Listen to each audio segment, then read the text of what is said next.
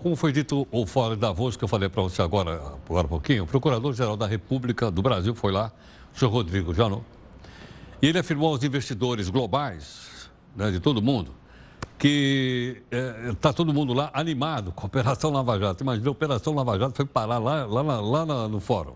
Segundo o Janot, as investigações não têm prejudicado o desempenho econômico do país, eu espero que ele esteja correto, né?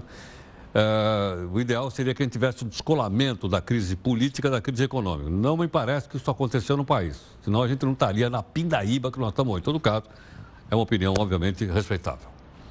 Bom, vou falar um pouco de previdência social, né, a respeito dos 19 milhões de pessoas que recebem um único salário mínimo do INSS. A gente até colocou aqui no telão para a gente acompanhar.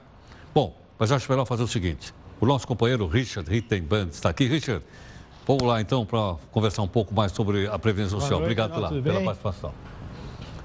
E aí, Richard, idade média de aposentadoria no país para 19 milhões de pessoas? Isso, desse levantamento que foi feito com esses dados do INSS das aposentadorias, a idade média que o brasileiro está se aposentando é 58 anos. Lembra que na proposta da reforma eles querem aumentar para 65 anos, que eles consideram que seria uma média ideal. No caso, né, do valor do benefício, a maior parte das pessoas que são beneficiadas pelo INSS, elas recebem ou um ou dois salários mínimos. Um salário mínimo. Quer dizer que então o salário mínimo é o piso básico, base da Previdência Social. Exatamente. E lembrando que aqui não está enquadrada aquela outra previdência, que é o regime próprio de previdência social, que diz respeito aos funcionáriros públicos. Não está nessa conta? Não está nessa conta. E nessa conta está também o pessoal rural ou não? Tá, o pessoal que está se aposentando, né? Sim. Que está dentro dessa, mas não os pensionistas. Está fora, senão esse número aí ele seria muito maior, né? Passaria de 30 milhões. Vai até 30 milhões. Isso, exatamente como a gente já mostrou várias vezes. Tá, vamos então ter uns números aqui para o Richard explicar para a gente. Bom, então, aposentadorias mais comuns aí. Quer dizer, as pessoas, então, pelo menos 5 milhões de pessoas, Richard, se aposentam por idade. Isso. Chega num topo, se aposenta. E a maior parte é por contribuição. Então, isso explica, né, por que a maior parte, na média, fica 58 anos. Porque a maior parte das pessoas, ela acaba se aposentando por contribuição. Então, se ela começa a trabalhar muito cedo, né, ela já cumpriu o requisito da contribuição, aí ela já está livre para solicitar a aposentadoria. Quando é por idade, aí é aquela velha história, né? Você tem aquela idade mínima e ainda tem que cumprir um tempo de contribuição, que é o que a reforma da Previdência está tentando fazer da forma bruta, né? A gente também já discutiu que provavelmente, se passar, vai passar uma coisa um pouco mais amena do que a proposta inicial. Tá bom.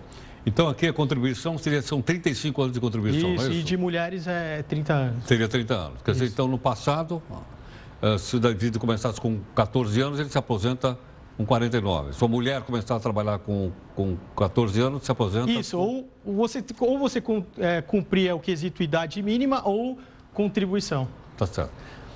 Vamos ver mais uma informação, então, ainda, né, em relação a esse levantamento do INSS. Aposentadorias mais comuns, então. Tá aqui, olha. Idade mínima.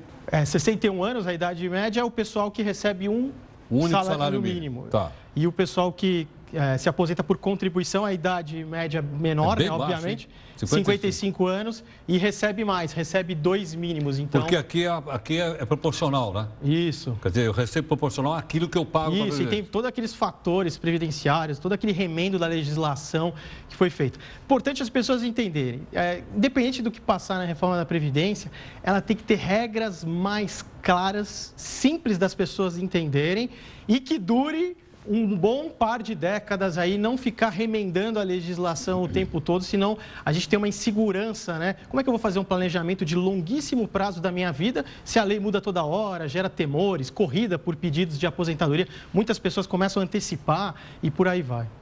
Richard, tem um outro assunto que eu gostaria que você explicasse um pouco aqui para a gente, né?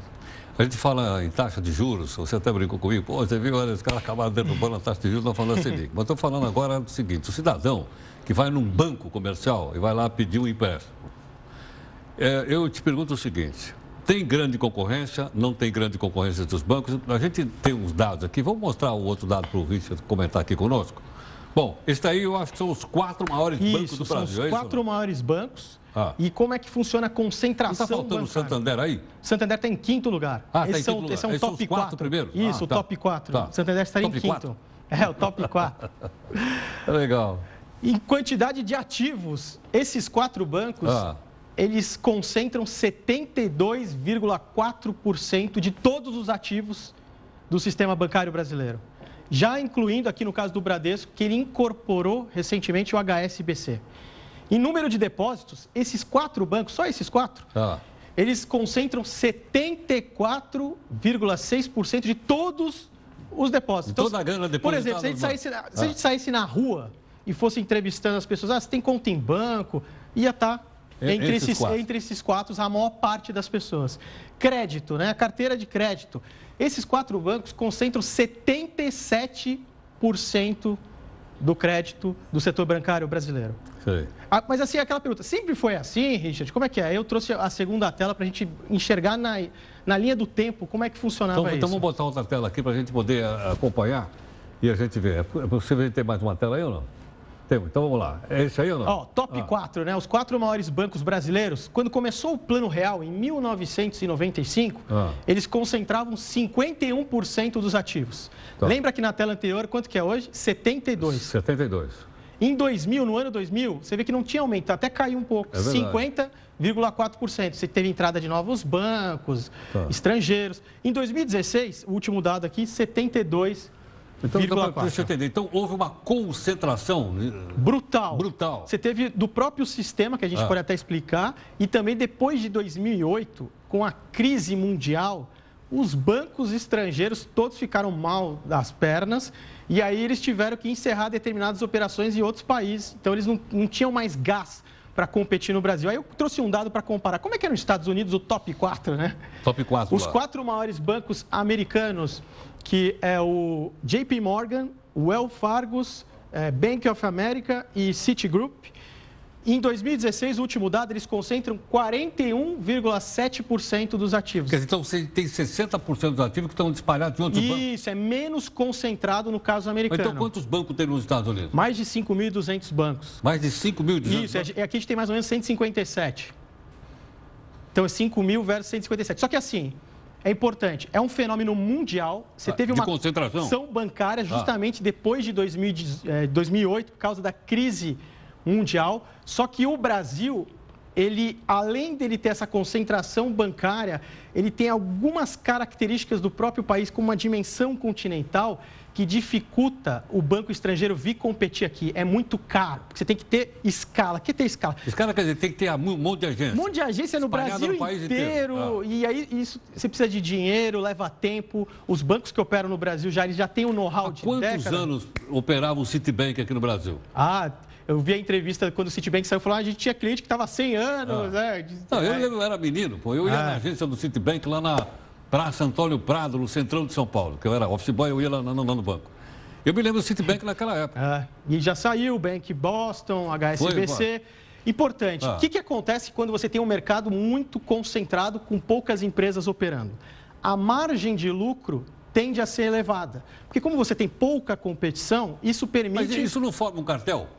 Não diria exatamente esse termo, que senão teria que combinar tanto para subir, como abaixar juros, etc. Não precisa nem combinar, mas é um mercado muito concentrado. Mas para as pessoas entenderem, por que a taxa Selic, que está aí em 13%, não é o que eu encontro quando eu vou pedir um crédito pessoal, veículo, etc., o imóvel? Por que é o cartão de crédito, cheque especial, por que é tão alto?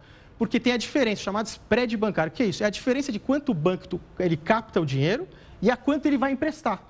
Como você tem um mercado muito concentrado, a margem de lucro é alta, então o spread bancário fica alto, mas não é só o lucro. Você tem impostos que também incidem sobre isso, você tem os custos administrativos, você tem inadimplência, você sempre toca nessa tecla e é super interessante. Falta uma gestão dos bons pagadores no Brasil, que estão pagando, fazer essa análise de crédito, favorecer quem paga em dia, tem um histórico, um relacionamento com aquela instituição, não cobrar a mesma taxa de todo mundo ou ser no pacotão.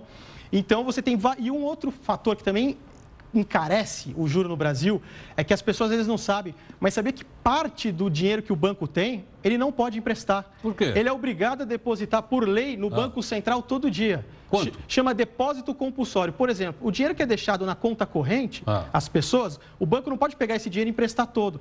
Ele tem que deixar 45%, quase metade. Então, se eu colocar 100 no banco, ele pega R$45 e deposita no o Banco 45 Central. fica depositado no Banco Central, rendendo a taxa Selic. Então, assim, como a taxa Selic ela também tem uma rentabilidade hoje elevadíssima, não incomoda tanto. Agora, imagina se o depósito compulsório rendesse o que rende, por exemplo, o FGTS. Ou a caderneta de poupança. Ou a caderneta de poupança. Aí eles vão começar a gritar. Então, você tem uma série de distorções que forçam a taxa de juros do Brasil para cima, sem falar também que tem um grande concorrente no mercado de crédito no sentido de querer pegar empréstimo, que é o próprio governo, né?